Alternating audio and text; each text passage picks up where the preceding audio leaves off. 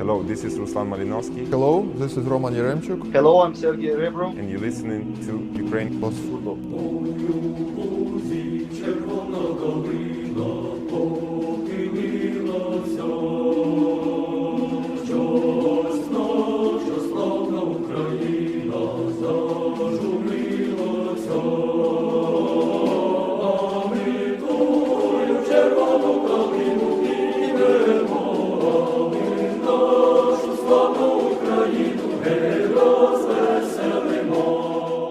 It's gone from autumn to winter, just like that.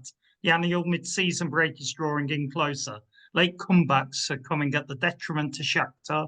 Dynamo are keeping it consistent with 0 points in Europe, while Zbrina scrape it over the line to make yet another playoff round. Mulling over all of that and more in this week's episode, Ukraine Plus Football is back and ready to warm you all up for the close of 2024. Show me the way to Matvienko. On the left, Mykolenko. In the middle, Shaparenko. Yaremchuk scores goals for me.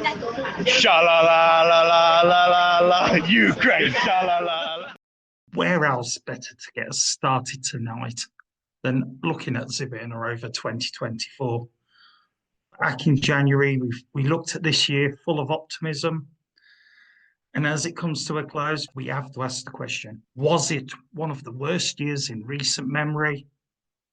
Or are we just being pulled down with the weight of negativity? Opening it up tonight, Mike Jaworskyj, over to you, my friend. You've been all over Europe this year. Was it worth it? Yeah, from a personal perspective, it was worth it. But on the pitch, was it? I always think it depends how you assess the games and how you look at the games. You can look at it with a glass half full or a glass empty. The Nations League campaign wasn't really a drastic failure, from my opinion, because I think he had to pick up the players from such a disastrous Romania game, and that effect was, you could see, was lasting going into those Nations League games, which I think people forget. In fact, we got 4 points in the group. Like, you can look at that, we've got 4 points, and we should have really gone through. Any other year we would have gone through, and we would be talking about it like a successful season. So yeah, we're not playing too great. The performances aren't anything to write home about, but we qualified for a Euros against playing against Iceland and Bosnia, two very tough teams to break down and beat, and we got there, And in all fairness to that, you can even, I know this is going back a bit further, we might have even been talking about qualifying straight up and beating Italy to pipping them to that second place, and we wouldn't even be having this conversation in the first place. So yeah, it just depends how you angle it. The performances could be a bit better. I'm expecting a lot more, but I think how they finished the Nations League, I've got a lot of optimism going into the next year, but they have to show something quickly to build on that from going into 2025 from a personal perspective. I'll ask you there, what is it about how they finished off this Nations League in particular that stands out to you?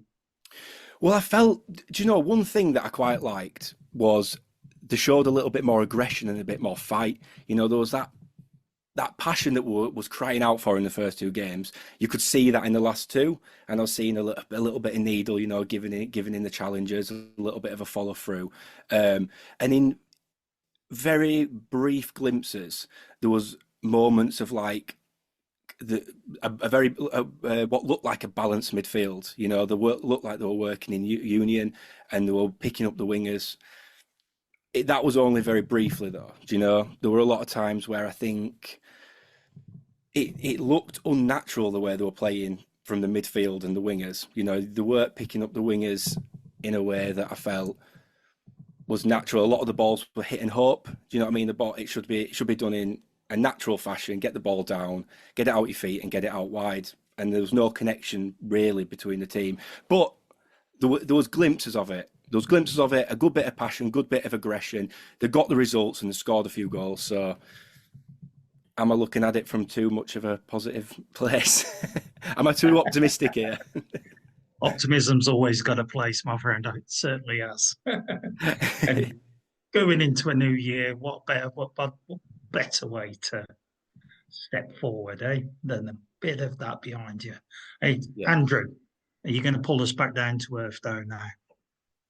I mean, I feel that the way you assess this year is the expectation. Like you mentioned, Adam, we had high hopes for this year. Some people, not looking at me, were writing about a golden generation of this Ukraine side. And yes, it did not come off at the Euros. It was a disaster. And the first two matches of the Nations League were a complete shit show.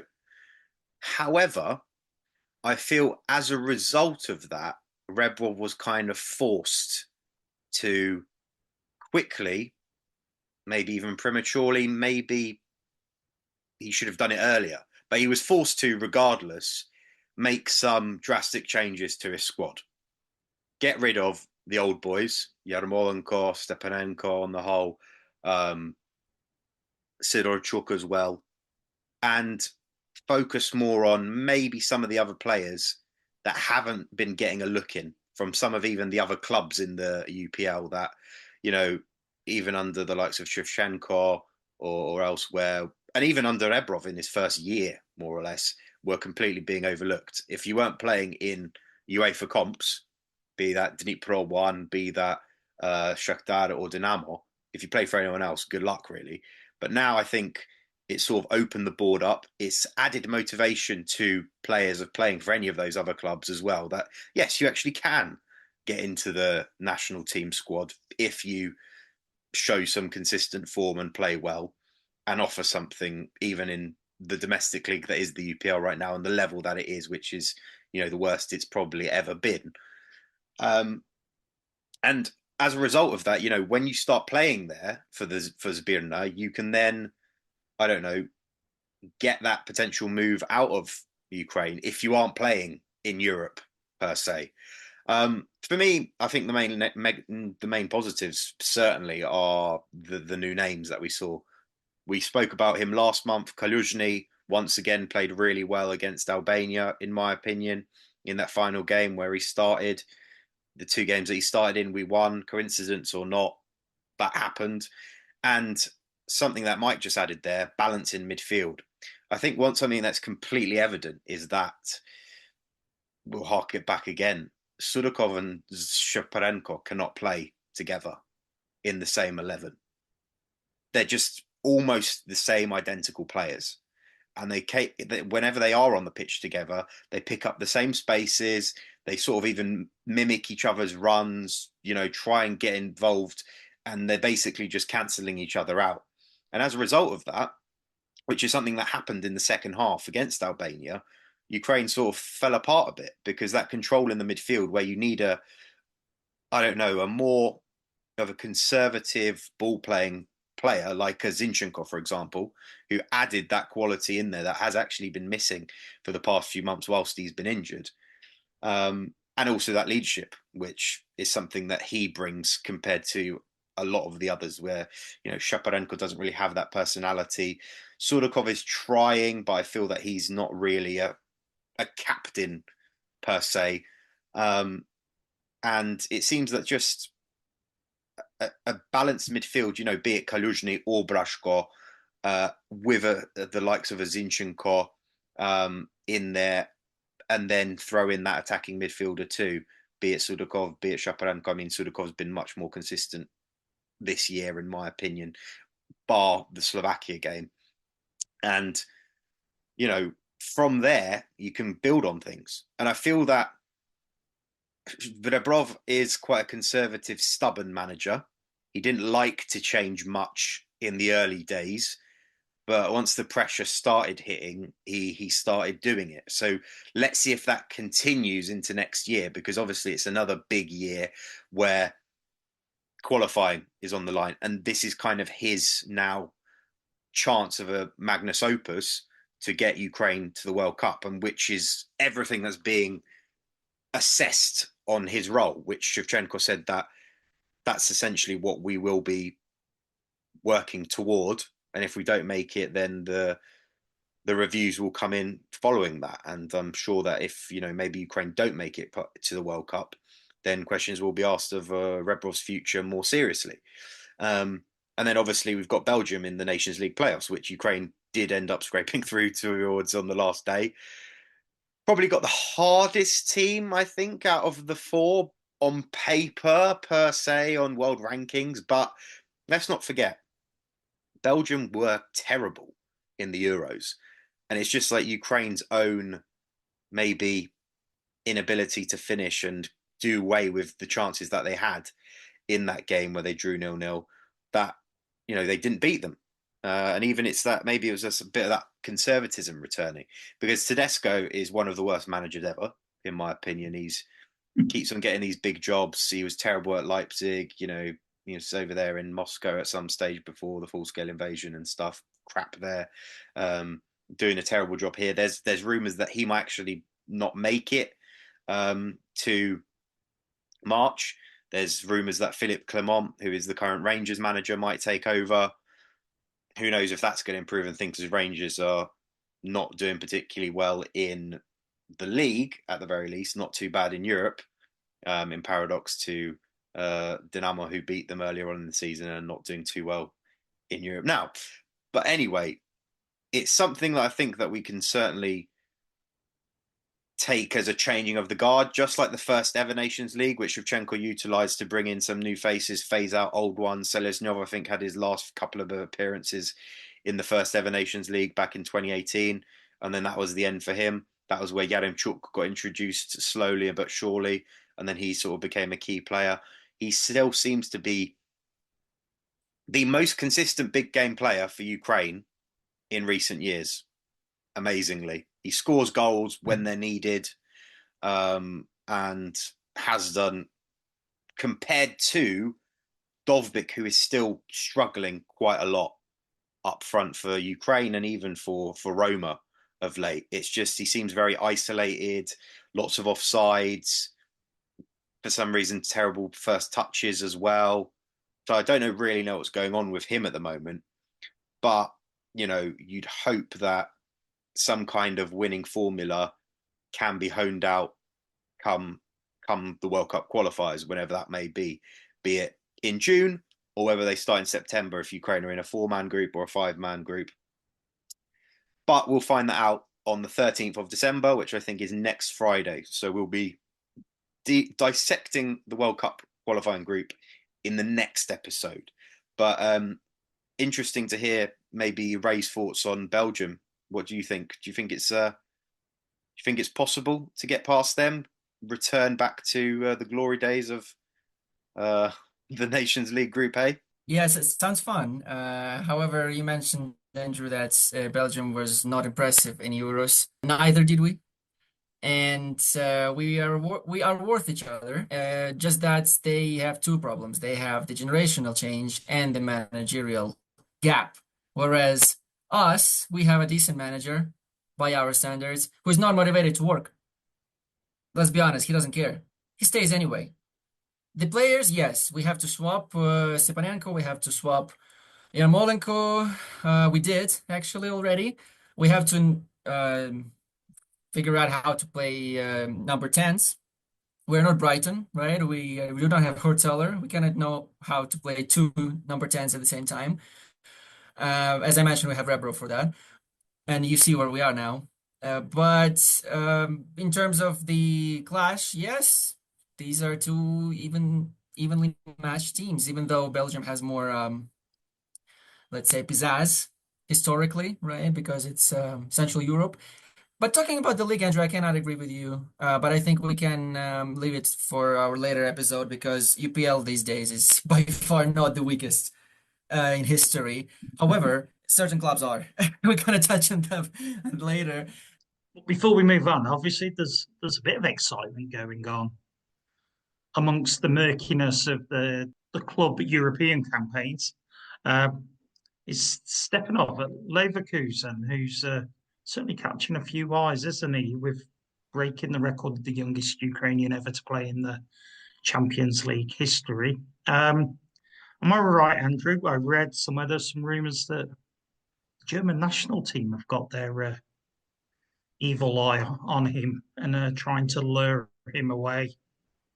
He isn't going to want to do that. I mean, surely. Well, you'd hope so. The boy's born and raised from Lutsk. Seems to be quite patriotic in his own right. Only been living in Germany, I think, since the full-scale invasion.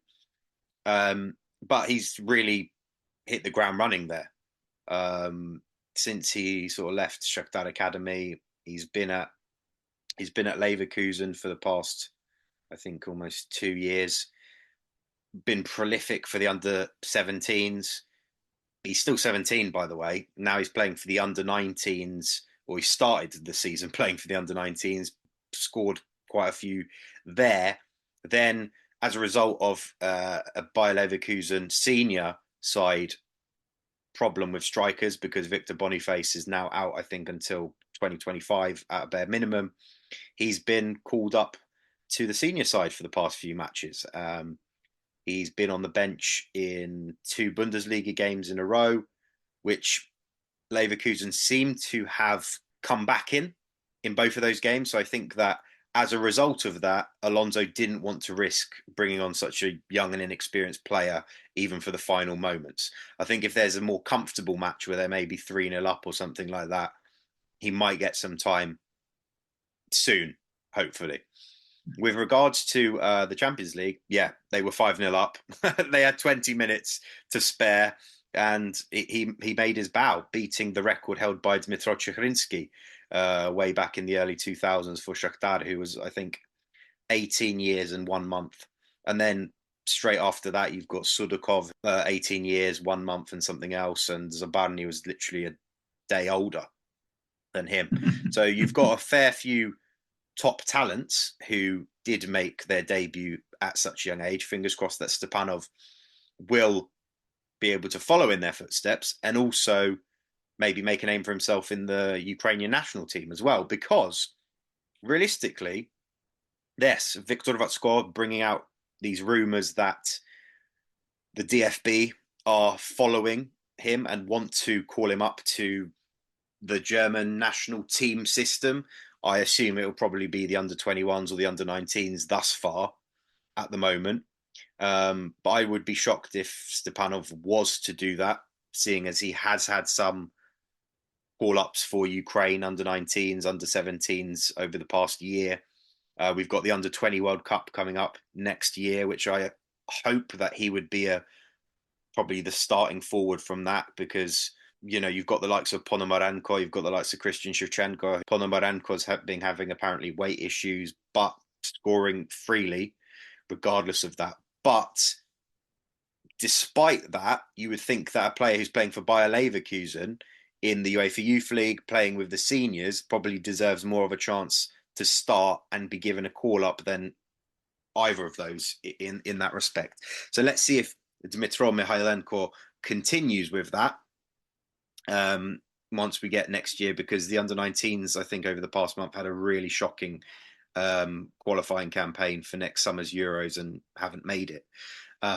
So that's just one big tournament for them next summer.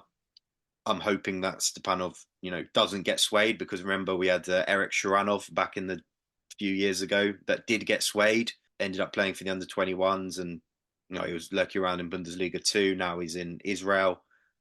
It's like, what as a result did that come from? Is he ever going to be getting that Germany call up again? Who knows? And I think that also brings into question his own sense of patriotism to Ukraine and all that kind of thing, which I feel that Stepanov has quite an abundance of, just based on, his posts and all that kind of stuff, and, his family, etc. So let's see how that goes.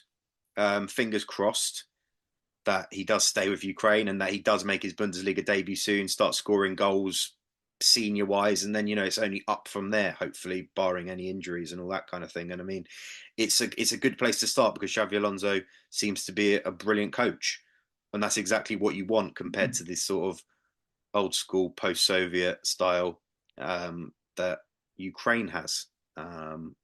In some instances. Just have to adapt to this, Andrew. I think I can tease a topic for the next pod again, is Is it about patriotism or coverage, right? Because if we didn't know about Stepanov, thanks to you in particular, if we didn't know about Shuranov, we didn't know about Krevsun, who was not on the radar of the coaches of the national team back in the day, would they actually consider not playing for DFB and choosing their homeland instead? So is it about coverage or patriotism? We don't know, but we can discuss it further on in our episodes. I listened to this, and mine goes back to what Roman Beck said just after the full-scale invasion and the risk of the lost generation of Ukrainian talent. This is certainly going to be the test case for the next generation of Ukrainian players. We know that a lot of teenagers are outside of Ukraine now for understandable reasons. And Stepanov is the most prolific of those in their footballing career, but there are certainly others coming through the ranks that most of us won't know about yet, but in the next couple of years we will do. And this could have a huge impact on what not only Stepanov does, but for the next few years, what the players do, if that patriotism is there, or if it moves away. So it's one to keep a very close eye on, in my opinion. And the most final remark on that topic, there is a specific documentary going on these days on YouTube called Restart. It covers specifically that, the question of either we're going to lose the next generation and how did we lose the previous ones. So check it out on YouTube if you may. Thank you. I certainly will. I certainly will. I hope it's got English subtitles, though. Well, that was a surprisingly positive start to the show, ladies and gentlemen. We're going to bring the misery now. We got to talk about the European club season, which is coming to a very quick halt, I think, in over the next 6 weeks. Let's start with Shakhtar. I think there was a bit of hope there after the young boys game, but what it feels like weeks ago with the way my life's spinning around at the moment, but I think it was only about 10 days ago in Eindhoven, where they managed to find a new way of grabbing defeat from the jaws of victory. And somehow, after the heroics of Ruznik at the back, still lost 3-2 to PSV, which does really make it look difficult that there's going to be, well, we can still call it spring football because the Champions League is taking place in the winter. The group stage will finish in January, but spring football is looking incredibly difficult now for Shakhtar. I mean, Andrew, you were over there. Pusic was making some noises in the Dutch press over the last week as well. It's looking a bit murky, isn't it? Yeah, a bit weird, all in all. I think there's been a few issues of late, watching Shakhtar, how they, close games out. They're trying to sort of like coast over the line rather than sort of try and keep a hold of the game, which is exactly what happened in PSV and even against the Rook recently in the UPL, where they conceded a 90 plus 1 minute equaliser. It's because they were just trying to coast on to keep that 1-0 narrow win. In PSV, it was the game. They actually played quite well for 70 minutes. I can't really fault them. They scored 2 early goals. They played really well. Konoplia catching the eye. Zubkov continuing his good form for his club side. Maybe not Zbrina as such. And weirdly, they just collapsed after the red card. Pusic brought on a few more defensive-minded players. He brought on Stepanenko just before the red card. I don't know. It seems like that shutting up shop just didn't work. And I feel that might actually have something to do with the way that the quality of the UPL is going at the moment, because you just can't, you don't have that intensity ever. And then if you come up against it in, the final 20 minutes or something with someone's trying to knock down the door consistently, which is what PSV did in the end and got those 3 goals, you just can't hold off. And especially when you're down to 10 men as well.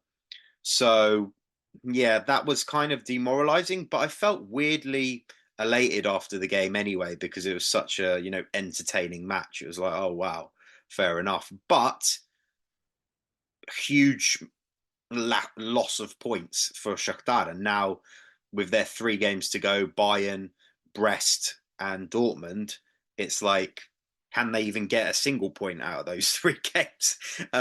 It is a question, especially, with Brest actually exceeding expectations everywhere, despite the fact that Bayern might be without Harry Kane next week for that game. I still think that that's going to be an extremely difficult match, and one where Riznik's going to have to make 16, 17 saves if he really wants to save things once more. And yeah, like you mentioned, Adam, Pusic in the Dutch media was saying that he's going to be returning to the table with Shakhtar during the winter break or something to, discuss terms. Then Irena Kozupa, friend of the pod, she asked him in the press conference that same day about that. And he said, no, my future is at Shakhtar. I've got a year and a half left on my contract. I plan to be here as long as possible. But then he also mentioned that obviously he had offers from Liverpool in the summer to be, I think, Arne Slot's assistant. He's evidently had other things, I think, coming in, maybe from Eredivisie as well. So the question is his commitment to the cause as well. And when you see some of the performances that Shakhtar have had over this start of this season, the losses to Polissya, Alexandria, drawing with Ruch, they've drawn with someone else, I can't remember off the top of my head, losing to PSV, losing in the manner they did to Atalanta, despite, how good Atalanta are right now. And then you also can counteract that with maybe the squad from a Brazilian perspective is extremely poor. Or at least some of the players that are, making the consistence of Pedro Henrique, who got that red card against PSV, being actually not bad, but then, just stupidity like that, a slip and a studs into someone's shin and you're sent off, and then that's the game sort of thrown. Eginaldo, pretty inconsistent, not really any end product. Kevin seems to have brought a bit when he played against Young Boys.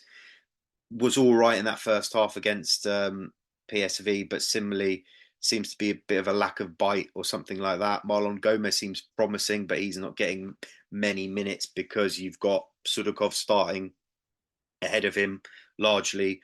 Even Bondarenko, who's not been particularly great this entire opening first half of the season. So the question is it more down to Pusic? Would a new manager actually bring any serious improvements in? Could another manager, like a Patrick Van Leeuwen, for example, have done what Shakhtar did against PSV and then, thrown it away? And that it's like the question is how will it be improved, and who would they bring in? Because it seems they're unlikely to want to have a Ukrainian manager just based on their recent searches for coaches. There's been talk of obviously like bring Ruslan Rotanyin, but then he, I think, would certainly need time. As we saw, it's taken a bit of time with Alexandria to get everything clicking. A good season and a half it took, more or less, towards the second half of this year, when everything started working out and, them going at the pace they are right now. So that would be another question. Do they need someone in that defensive mid position? Maybe Kryvbas isn't the player there. Maybe he's just a bit too more of a out and out midfielder, right, compared to, the defensive capabilities that he probably should be having there. Talks of, Kaluzhny coming in, or he's being on Shakhtar's list for the summer. Would he drastically improve things? There's another question. It's interesting times, and I feel that Pusic, I think, at a minimum will probably be there until the summer, in my opinion, and then maybe decisions might be made as to what can be done about his future, especially if Shakhtar don't win the league, because I think that's going to be completely detrimental on his future for sure. I mean, but there seems to be a real problem for Shakhtar against some of those sides around them. And if they can't beat them, which they usually were able to do, then there's problems. And yeah, I don't really know where it's going to go, but it seems that this winter, if there are going to be any transfers out or transfers in, they could be quite pivotal in how they go, because at the moment they do seem a fair few points off Alexandria and Dynamo in the league, and it's not looking particularly promising in the Champions League. And I mean, the only saving hope is that somehow going into those final 2 games in January, Brest and Dortmund are somehow or either confirmed their positions in the top 24 or top 8, and might be off the ball a bit, that Shakhtar can pounce on it. Because apparently, according to a lot of people that have played Football Manager, usually 8 points is enough to get you through into that top 24. So we'll have to wait and see. Not a fan of Pusic, personally.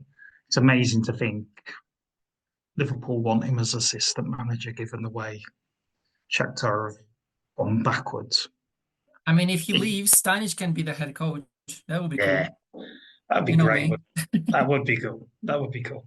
Dynamo seems a whole lot worse if it's on my take. Ray, for some reason, you chose to watch the game last week. Were you trying to punish yourself or something, trying to get some repentance or something like that on a Thursday afternoon?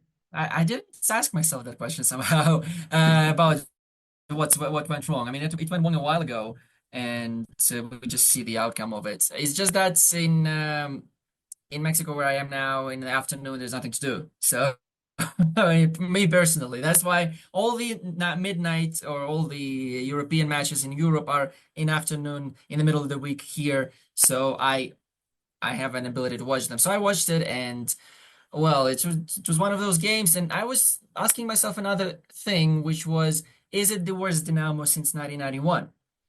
And behind the scenes, Andrew told me that, well, UPL-wise, it's not, because UPL is also very crappy. And I said, probably not.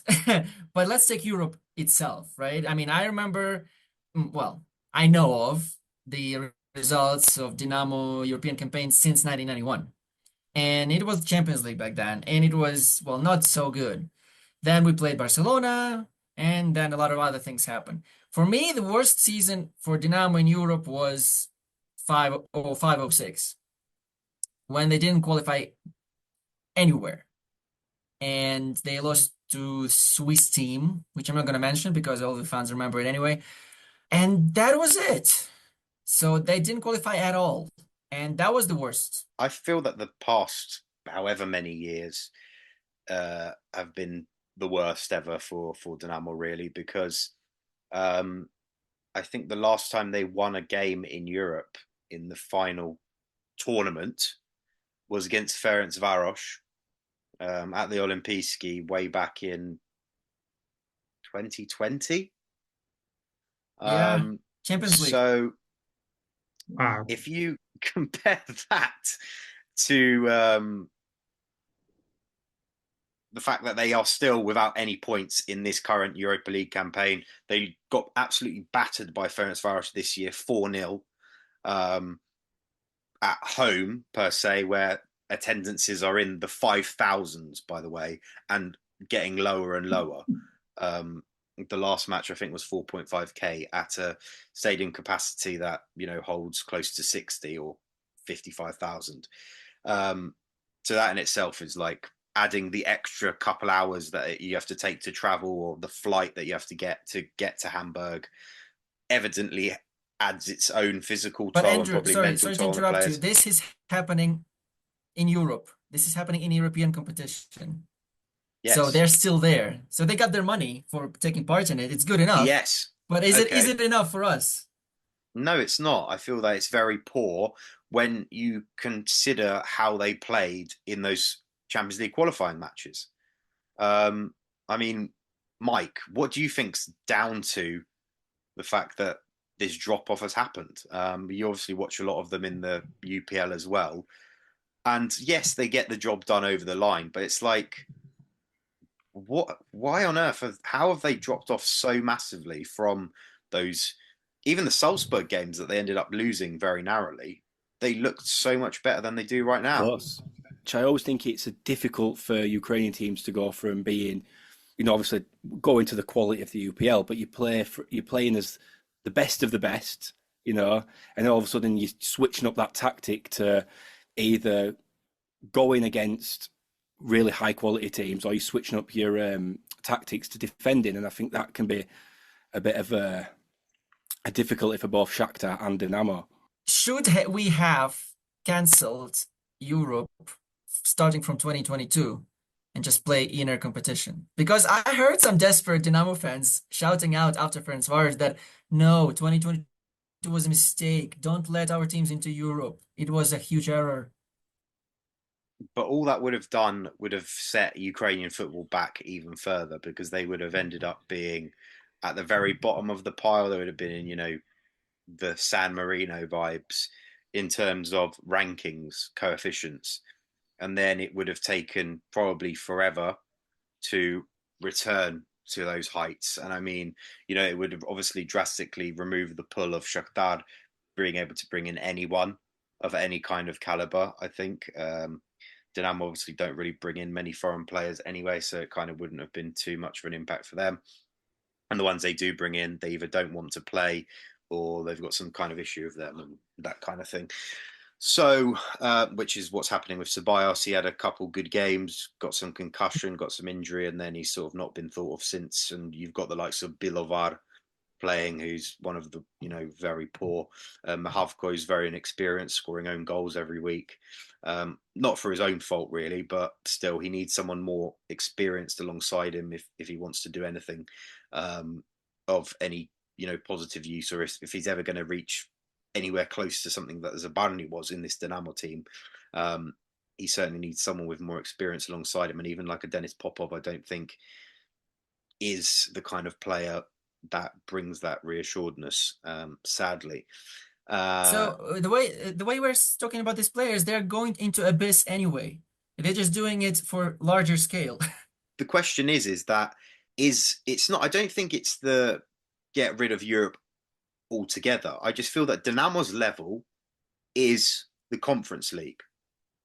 Realistically, they would probably have better, more competitive matches against your the New Saints, against your Shamrock Rovers, against your Noah, that kind of stuff. Whereas the Europa League is just a step too far for them, regardless of how they did in those qualifying rounds. We see right now that now we're in the sort of the thick end of the season. They can't cope week in, week out. And those teams are slightly better in quality than them. And I feel even the same for Shakhtar. Shakhtar's level is probably the Europa League. That's where they probably, because if you look at the fixtures that Dynamo have right now, for example, I think that Shakhtar would give Hoffenheim a game. They'd have given Lazio a game of some kind. They probably would have seen off Ferencvaros, a Pilsen in that respect, because they've got that extra bit from a quality perspective, and which we're just not seeing this season. Yeah, well, which we're not seeing this season. Well, I just feel that the collapses that they've had in the Champions League probably wouldn't have happened in the Europa League, just on the basis of the opposition that they would have been facing. That's my opinion, just based on how I see. I still see that Shakhtar are a better team than Dynamo in Europe, and that they have got better chances against any other team that Dynamo would play.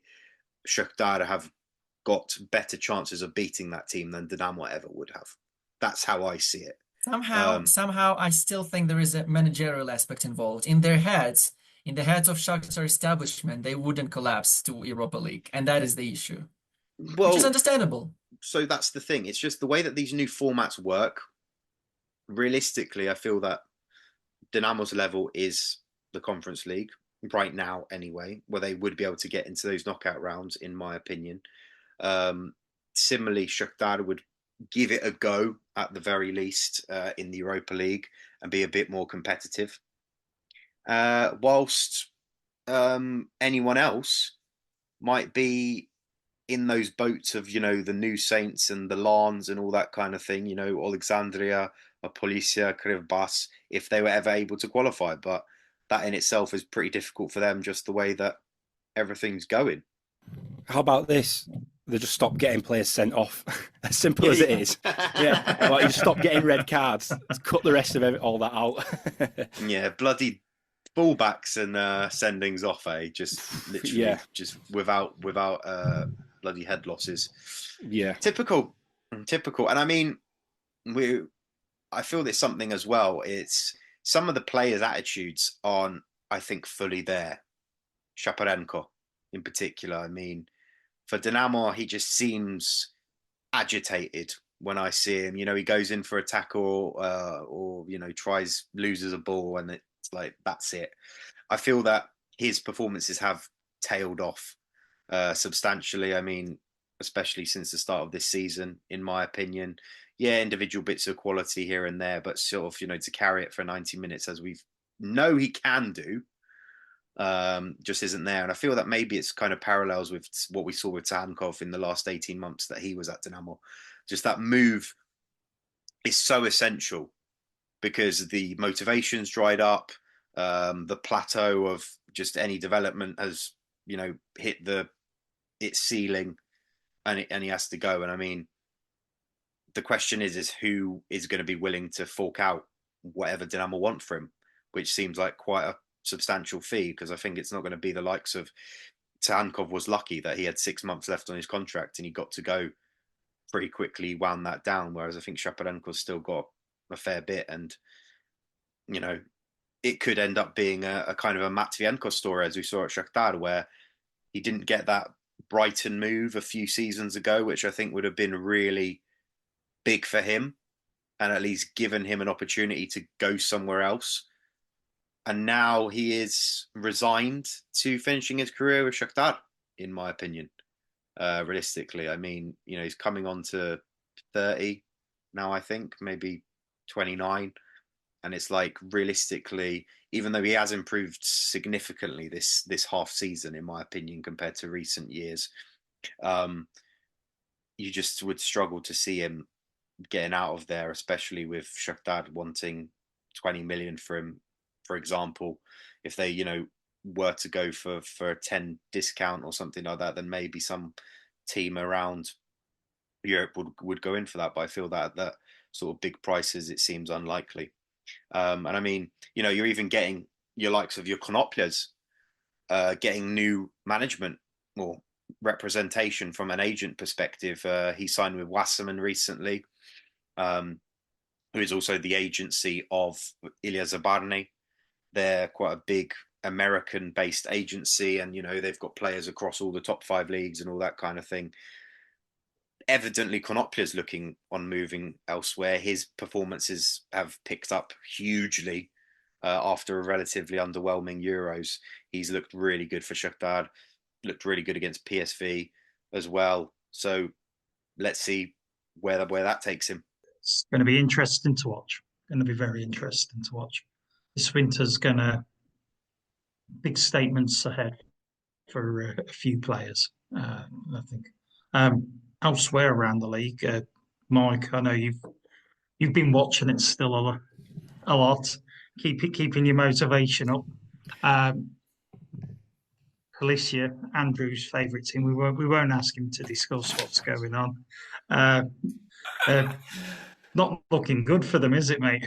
Not at all, and it's something I've tried to study quite deeply. But I think it's quite simple. I think they've just been found out. They've been a victim of their own success. Do you know what I mean? So they've had everything going through the 2 main men, Nazarenko and Hutzliak.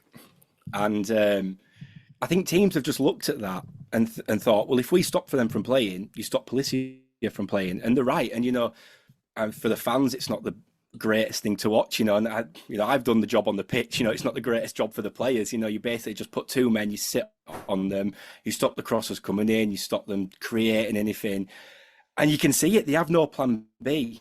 Obviously, it's still it is great to see them up near the top end of the table, and hopefully they do figure it out over the break, because as we've mentioned a few times, having Polissya, Alexandria, and Kryvbas, we will come on to next, up there, it breathes new life into the league. Whether the league has lost some of its allure of the last decade or so, that's a debate for another day. But having these teams competing up there and fresh teams coming into Europe, it is great to see. I mean, Kryvbas now they're above Polissya in the league, up to fourth. Who's stood out for you there? Yeah, and they've snuck their way up the table a little bit after a slightly shaky start. But the new signing, now this is a struggle to say, is it Tavoglip? The new signing. Mate, I'll that one. Sorry, yeah. Andrew. So yeah, he's scored 5 goals in his last 3 matches, and he's finally hit a bit of form. So that is starting to look good. They're starting to play as a unit. You know, these games that they were at the start, the results they were grinding out. They're now looking very comfortable in games. And I have really high hopes because I've written them off a little bit at the start. I thought they just had one good season last season. You know, as you do, you have your good season. It all goes well. Everyone has your expectations. You drop. But no, this season they've really grown into their own, and they're a really enjoyable team to watch. So I have high hopes for them going into maybe nicking that 3rd spot. You know, race for that 3rd spot. They're well and truly in it at the minute. Got to have faith. Got to have faith in them. Do we need to keep the faith in LNZ? Three defeats on the bounce.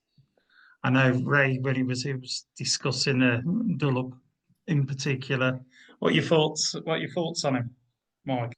Yeah, LNZ are a bit of a weird team to watch. I feel like defensively they're quite hopeless. They're a bit of a very frustrating team, but I think they'll be okay. I think they'll hit mid-table quite easily. They'll push on because I think mainly because there is a lot worse teams than them in the league. So you know, sort of against their will, they'll finish mid-table up there. One team, just to go off of the tangent, just want to draw you to, was Kolos. They've failed to score more than 1 goal in a game since match day 1. And even that was just a 2-2 draw with Obolon. So I had them and Vorskla for my little sort of like outsiders for the drop. And now Vorskla have gone and they've taken the initiative. They've replaced the manager. They've had a couple of wins in there, you know, I think it was back-to-back wins, Chornomorets and LNZ. Which I think leaves Kolos just hanging above that drop zone. And again, like LNZ, I think the fact there is worse teams below them, teams performing worse than them, it kind of looks like an optical illusion, does the league table. But Inhulets, they got a win. You know, if any of them, if Obolon or Inhulets turn it round and start picking up form, Kolos could be in big trouble. Big trouble. I think one thing that's been quite interesting is actually the upturn in Veres's form. They've actually been picking up some positive results of late. Luan, their Brazilian guy, looks to be quite clutch when it comes to trying to grind out results. And the Avantgarde seems to be a very difficult place to go. They've taken points off Dynamo and Shakhtar in recent, memory, and getting comeback wins against the likes of LNZ, as we just spoke about. So they seem to be comfortably mid-table, if you could put it as that at the moment. The question is that that's still, not that far off the drop zone anyway, with the way that the UPL works. And I mean, when you've got the likes of all those teams that Mike's just mentioned, Obolon, even Levi Berech, Chornomorets, Kolos, they're all in the mixer. And it's just like a single win can change how that ends up seeing the next weekend. So when we come back in 2 weeks' time with a new episode, that could all be on its head again. That's just the way that the UPL is, isn't it?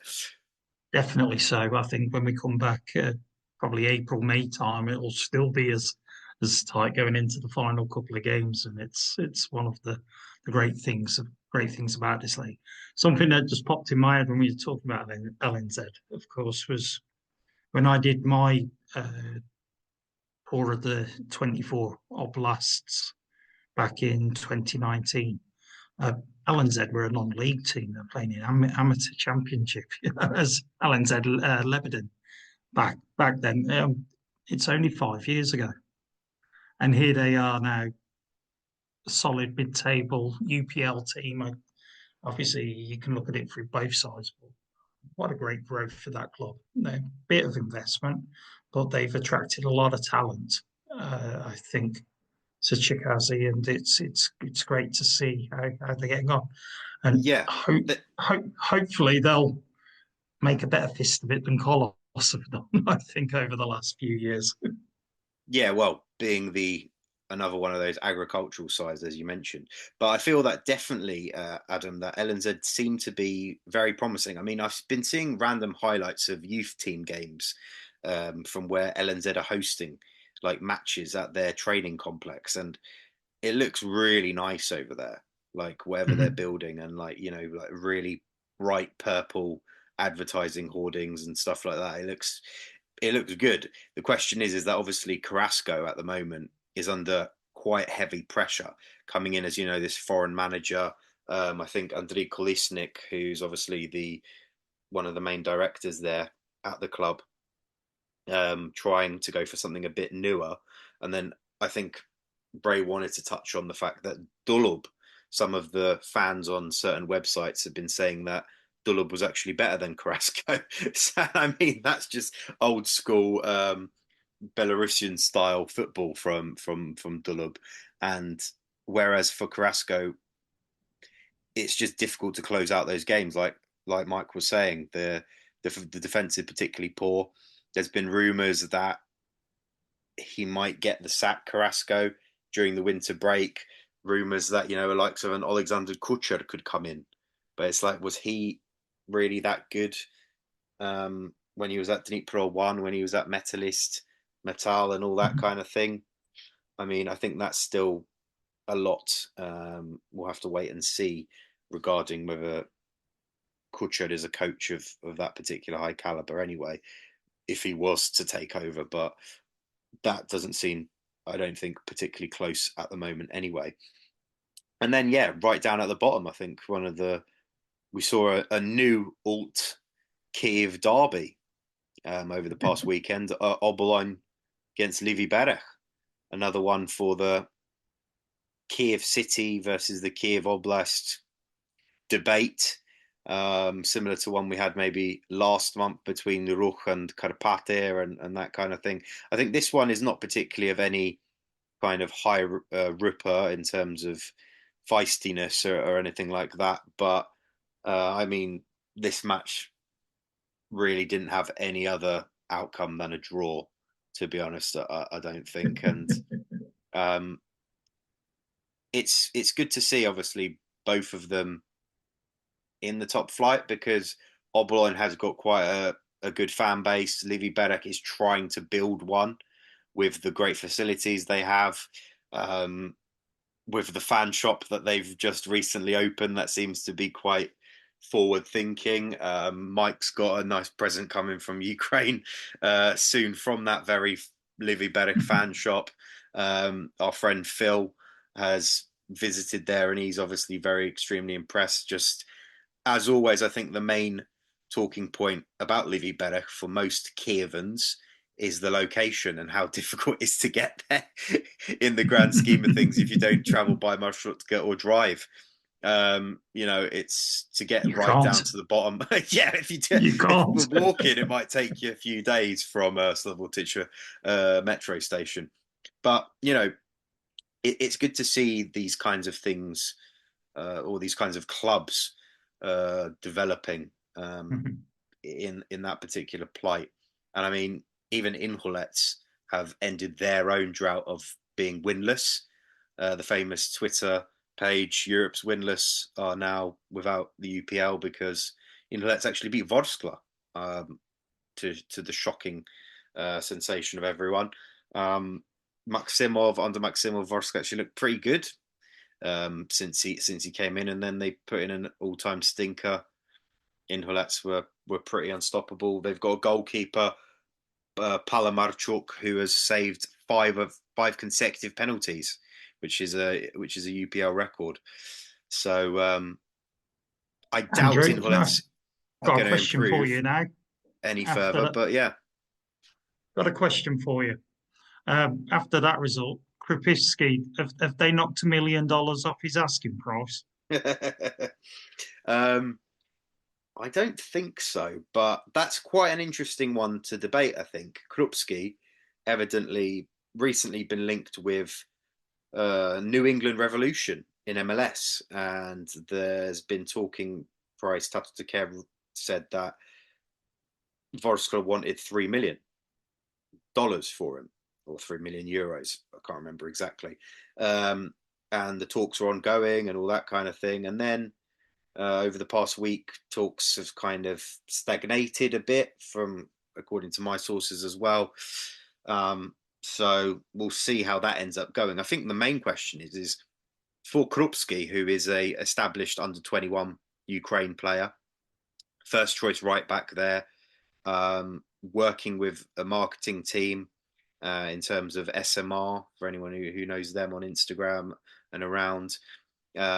He seems to be wanting to make that next step somewhere. Is the MLS the right place to go if New England Revolution per se is willing to meet that 3 million? Because if he was to go to a Shakhtar or a Dynamo, would he play there? Given the current situations that both those clubs have at right back, for example, Konoplia, Azarovi as well at Shakhtar at the moment. Dynamo have got Timchik, Karavayev plays there occasionally. Would he instantly slot in as a starter in either of those? And then, if he was to make that move, how would he make the next step? Would that be the end for him, or at least a possible stagnation as well, given the quality of the UPL that we've mentioned? Do you know what I mean? Whereas moving to the MLS, regardless of if it's not a top European league, or it's not, even a Belgium or a Hungary or something like that, it still allows that break, doesn't it? Where he can then maybe have a few seasons and then potentially go on to something else. I mean, I'll be curious to hear what our North American listeners have to say on this, and we do have to bite our tongue a little bit. Personally, going to the MLS as a under 21 international, I don't think it's the smartest move. I feel a move to another European league would be a much better bet for him in terms of career development. You look at the guys who've gone across, none have come back to a good standard European league. The thing is that we don't really have a bar at the moment to judge on on a young player going to MLS itself, because the players that have gone over have been Kryvbas, who's evidently in the twilight part of his career. Obviously moved to Inter Miami, had good success. I'm not sure whether he's staying there or not going forward, but regardless, I think that was successful. But even with him, you look at when there's been for Zbrina, when there's been that sort of crisis centre back issues that have cropped up over the last couple of years, there's been a reluctance to bring him across. I know there was a passport or visa issue at one stage with him, but certainly looked down on still. I think that's my feeling anyway. That it's like, oh, you've gone over there, well, enjoy it, and you're living in North America. It's great, great for you. But in terms of football, it's maybe I'm still living in the 2010s and I need to join the 2020s. But it feels a step back. I mean, I've heard from a few of my followers that say that New England Revolution is just not the best club at the moment because they've not been particularly well run or at least managed over the last few years. and have been, I think, pretty low, finishing in the conference, whatever, Eastern Conference, etc., that they have over there. But I mean, I've just been reading over the past few days, they've been acquiring a few more experienced, better talents and seem to be going on an overhaul this mid-break before the new season starts in the early months of next year. So maybe Krupski comes into that rebuild, and that they're looking to do that. And I think, like you say, Adam, yes, there's been a reluctance, but I mean, Svatok has been recently called up as recently as October from Austin, and he's not been playing particularly well there. But I think that that's had obviously problems due to the language and adaptation processes, which going at such a late age is also a problem, be it 29, 30. And Shaparenko has actually had relative success, in my opinion. He won the MLS Cup. He won one of those intercontinental titles as well. And he's been a bit part player for Columbus Crew, and I don't think he's maybe at a level to play for Zbrina anytime soon, but he's been okay.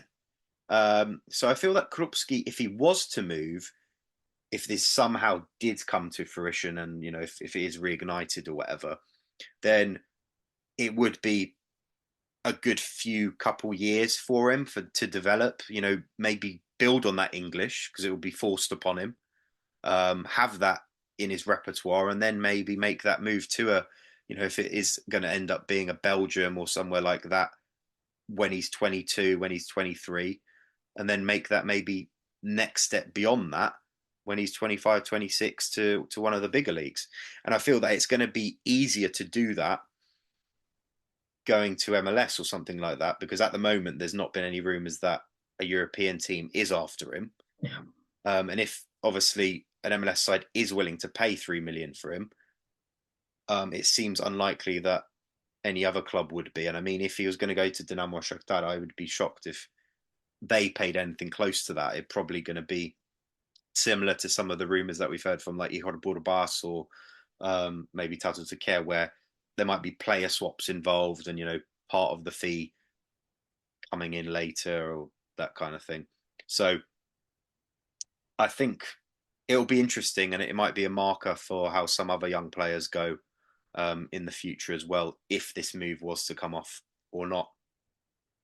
That'll be an interesting one. I'm pretty sure if Polissya do get the offer for $3 million, the reported, price, they're not going to say no. They're not going to say no to that money at all. And I don't think any of us would either. But yeah, it's you've left a stare on a sort of a point of curiosity and wanting to come back for more. I could stay up all night discussing this. But that's it for tonight, everyone at home. I hope you've enjoyed it as much as I have. As Andrew mentioned, we'll be back in a few weeks to sort of wrap up the calendar year and have a look at the events of December. But till then, take care, stay safe, and goodbye for now. Bye-bye. Czerwona dolina,